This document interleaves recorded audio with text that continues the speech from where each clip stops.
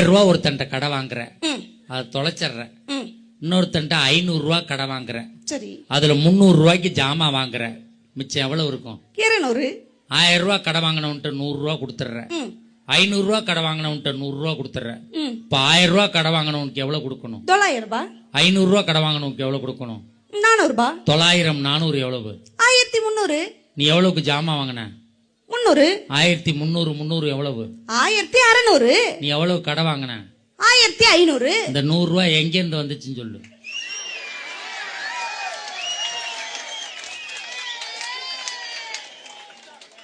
நம்ம டீம்னே ஆம்பளை தானே அவரு, அப்புறம் தட்ட தானே செய்வாரு. எந்த டீமா இருந்தாருன்னா அண்ணே, நான் கணக்குல குழப்பம்லாம் இல்ல சார், தெளிவா தான் கேக்குறேன். திருப்பி வேணாலும் கணக்க சொல்றேன். கணக்குல நான் குழப்பம் பண்ணவே இல்லை. எனக்கு சப்போர்ட்டா அக்காங்களா யாரையாவது? எந்த அக்கா வேணாலும் வந்து சொல்ல சொல்லு. அக்கா, இந்த மேடத்துக்கு கை தட்டினீங்கல்ல, யாரு வேணாலும் வந்து சொல்லுங்க.